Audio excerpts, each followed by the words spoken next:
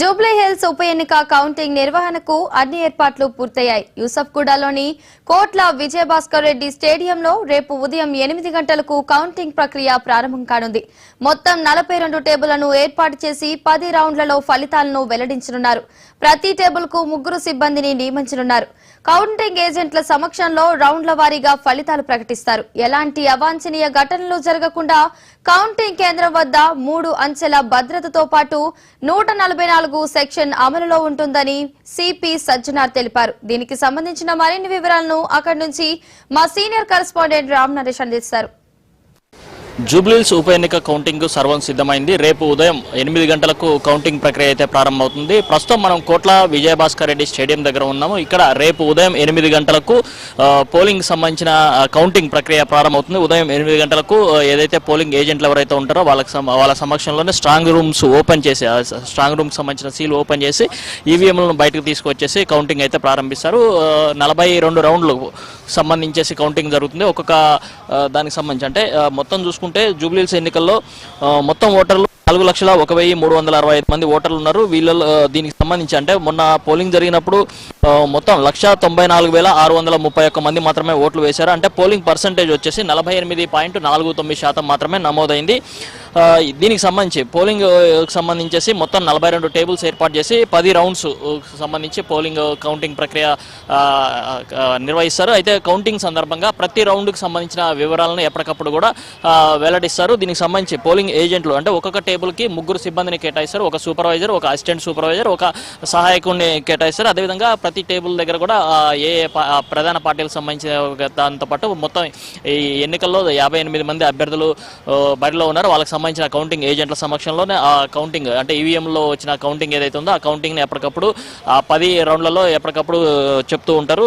ముందుగా అంటే పోస్టల్ బ్యాలెట్కి సంబంధించి ముందుగా చెప్పే అవకాశం ఉంటుంది. అయితే పోస్టల్ బ్యాలెట్లు ఈసారి ఏమీ లేకపోవడంతో ఏదైతే హోమ్ ఓట్లు ఉన్నాయో ఆ హోమ్ ఓట్లకు సంబంధించేసి మొత్తం 103 మంది హోమ్ ఓట్లకు సంబంధించి నమోదు చేసుకోవడం జరిగింది. వారికి సంబంధించి మొత్తం 101 ఓట్లు హోమ్ ఓట్లు నమోదయ్యాయి. కాబట్టి ముందుగా ఆ ఓట్లకు సంబంధించి లెక్కిస్తారు. ఆ తర్వాత షేక్పేట అంటే ఏదైతే 7 డివిజన్లు ఉన్నాయో 7 డివిజన్లకు సంబంధించి ఫస్ట్ షేక్పేట డివిజన్కి సంబంధించిన ఓట్ల లెక్కింపు అయితే కొనసాగుతుంది. ఆ తర్వాత చివరిలో ఎర్రగడ్డకు సంబంధించిన డివిజన్కి సంబంధించిన ఓట్ల లెక్కింపు అయితే జరుగుతుంది.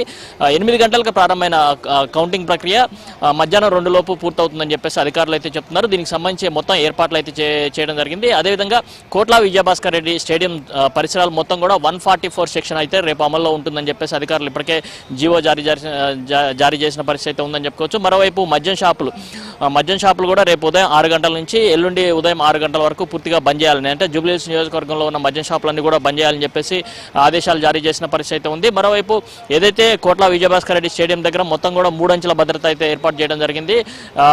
మొదటి అంచెలో మాత్రం పారామిలిటరీ దళాలు ఉంటాయి.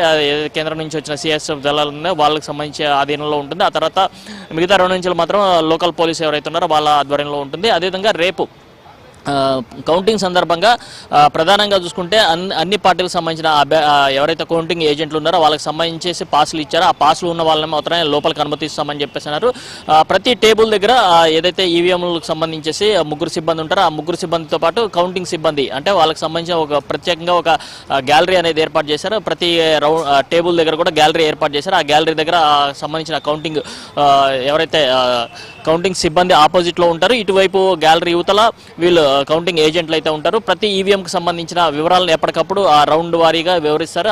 వచ్చిన ఫలితాలను కూడా ఎప్పటికప్పుడు దానికి సంబంధించిన ఫలితాలను రౌండ్ వారీగా ఫలితాలు అంటే 10 రౌండ్లు ఉన్నాయి కాబట్టి ప్రతి రౌండ్కి సంబంధించిన ఫలితాలు ఎప్పటికప్పుడు వెల్లడించేలాగా అయితే ఏర్పాట్లు చేయడం జరిగింది. మొత్తంగా చూసుకుంటే జూబ్లీహిల్స్ ఉప ఎన్నిక ఫలితం ఎవరి వైపు ఉంటుందనే చూడాల్సిన పరిస్థితి ఉంది. ఎందుకంటే జూబ్లీహిల్స్ ఎన్నికల్లో 4,01,365 ఓట్లుంటే దాంట్లో కేవలం అంటే 50% కూడా ఓట్లు పోల్ అవ్వలేదు. కాబట్టి సైలెంట్ ఓటింగ్ అనేది ఎటువైపు ఉంది అనేది చాలా కీలకంగా ఉంటుంది.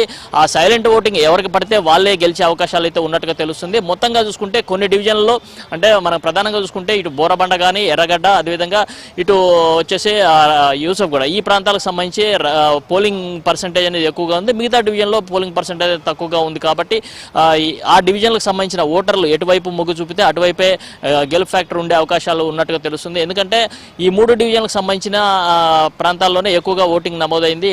40 139 పైన నమోదైన పోలింగ్ ఏదైనా ఉంటే ఈ 3 డివిజన్లో ఉంది కాబట్టి ఆ 3 డివిజన్లో ఎవరికి ఎక్కువగా ఓట్లు వస్తే వాళ్ళే గెలిచే అవకాశాలు ఉన్నట్టుగా తెలుస్తుంది. మొత్తంగా చూసుకుంటే రేపు ఉదయం 8 గంటలకు అభ్యర్థులకు సంబంధించిన భవితవ్యం బయటపడే అవకాశం ఉంది. ఎందుకంటే ఉదయం 8 గంటలకు కౌంటింగ్ ప్రక్రియ ప్రారంభమవుతుంది. రౌండ్లుగా అంటే 10 రౌండ్లలోనే మొత్తం ఫలితాలన్నీ వెల్లడవుతాయి. ఉదయం 8 గంటలకు కౌంటింగ్ ప్రక్రియ ప్రారంభించేందుకు అన్ని ఏర్పాట్లు కూడా జరిగింది. అదేవిధంగా ఏదైతే స్ట్రాంగ్ రూమ్ ఉందో ఆ స్ట్రాంగ్ రూమ్ చుట్టూ కూడా అంటే మొన్న పోలింగ్ ప్రక్రియ పూర్తయిన తర్వాత మొత్తం కూడా ఈవీఎంలన్నింటిని కూడా తీసుకొచ్చేసి స్ట్రాంగ్ రూమ్లో భద్రపరిచారు.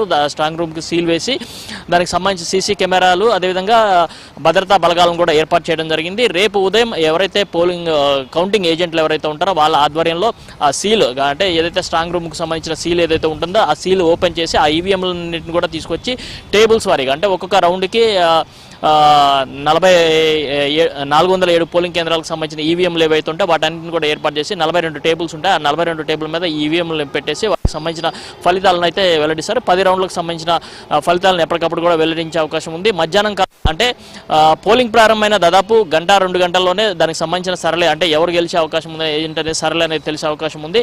మధ్యాహ్నం 2 అధికారికంగా ప్రకటన వెలువరించేలాగా అధికారులు అయితే ఏర్పాటు చేయడం జరిగింది. ఇది ఇక్కడ తాజా పరిస్థితి. Over to studio.